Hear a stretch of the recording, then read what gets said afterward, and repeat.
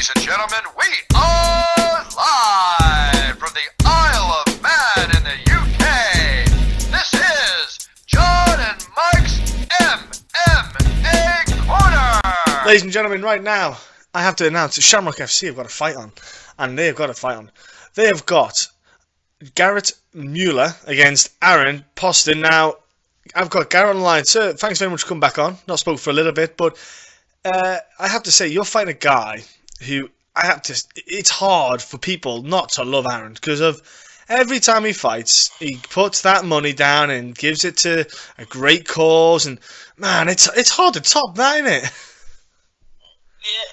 Yeah, I was thinking about that. And, one thing that's been kind of keeping my motivation in this fight is like, dude, I've had kind of a rough year when it comes for MMA, and like this, by far, this has been one of my best training camps and one of my best weight cuts. So like everything's just kind of fallen, into place. So I just, it sucks that I had to go in there and fight a nice guy like that, but this is that's gonna be my night. It's gonna be my time, man. So I gotta do me in the cage.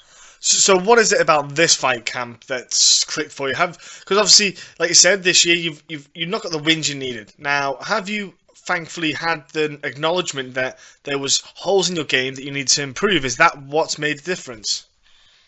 Well, I took a fight back in June, and it was a really tough fight against Richard Lovelace, and that fight camp actually went amazing as well, and it was on Bellator, but right when the fight started, it was like the first 10 seconds in the fight, I broke my foot, so, that was like something new that I've had to experience in the cage, was like actually getting injured and having to fight through the fight injured, so it was like, everything leading up to that point, you're feeling good, and then that one crazy thing happens that just turns the fight upside down. You're like, whoa, I didn't even prepare for this.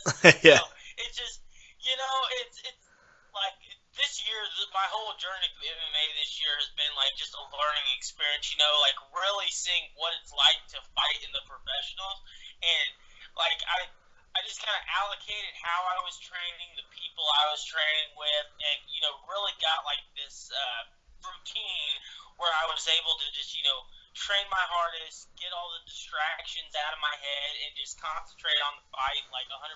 And, I'm feeling good for this one. That's great, man. So I was going to say you've been lucky in the way that of recent times you've not had any major injuries that have affected your training camps or affected you in general. Yeah, no. After the fight in June, I hurt my foot. I gave myself like the time to heal. I kept off my injury. Just took better care of myself. Just ate clean food. Kept a really strict diet. Not going out and partying during the weekends. Staying home. When I'm bored, working out instead of playing video games. Making fighting my life, and like you can ask a whole bunch of my friends, like I just kind of gave up my social life, leading up to this fight, just make sure that I'm 100%. So, and it's working. I've seen the like physical changes in my body. Just I'm able to do more. I'm doing things I haven't been able to do. Made big strides in like my wrestling, my striking, and stuff like that. So it definitely gives me confidence. I was about to say the diet and also the sacrifice. I don't want to call it a sacrifice, but it kind of is a sacrifice when you cut out the socializing, because people that don't compete won't quite get what you're doing. They might think you're being a bit rude, or they might think what's going on. And it is. I've been in the exact same boat where you just cut the world off because you have to make it. You have to make that sacrifice. Right, exactly. I mean, just you'd be surprised just worrying about other people, what that would do to your own, just your own, just focus on the task at hand. It's just too much to handle, too much clutter.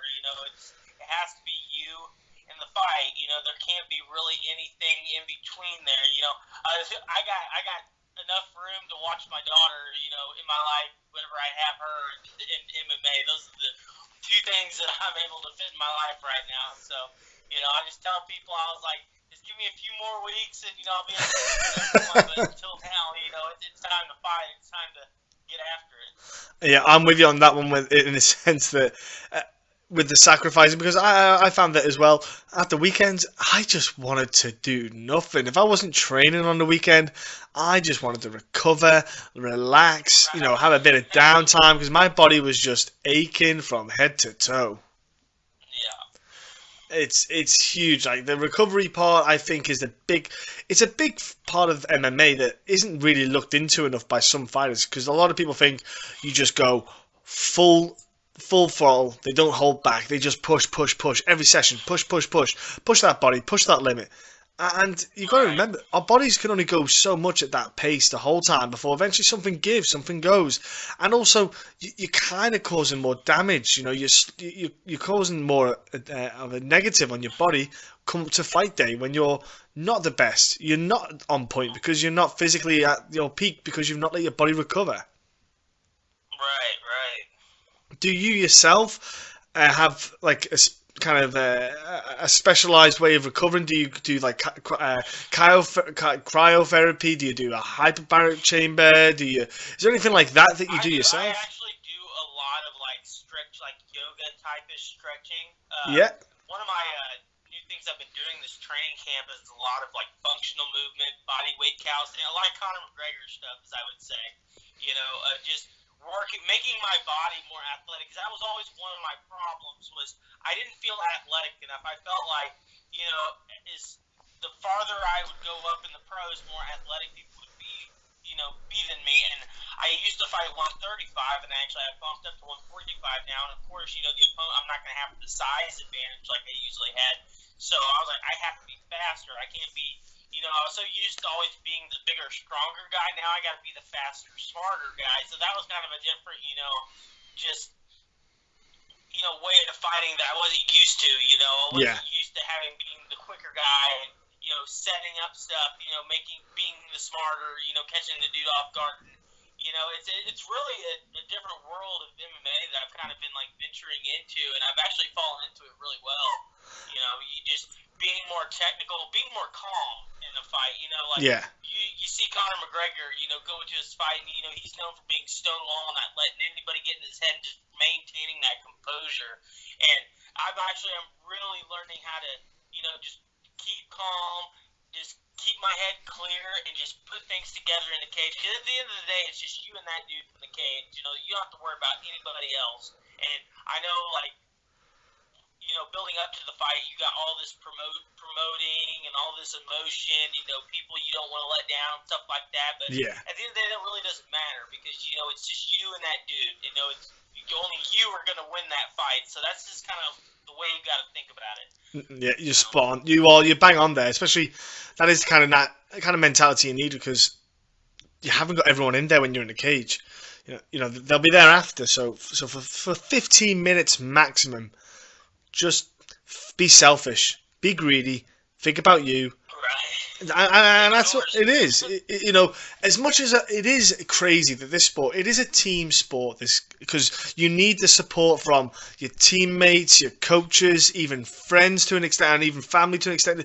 There is like a network that you need, but at the same time, that's when you need to learn to cut that all off for 15 minutes and just be a greedy, selfish, nasty person and think about you.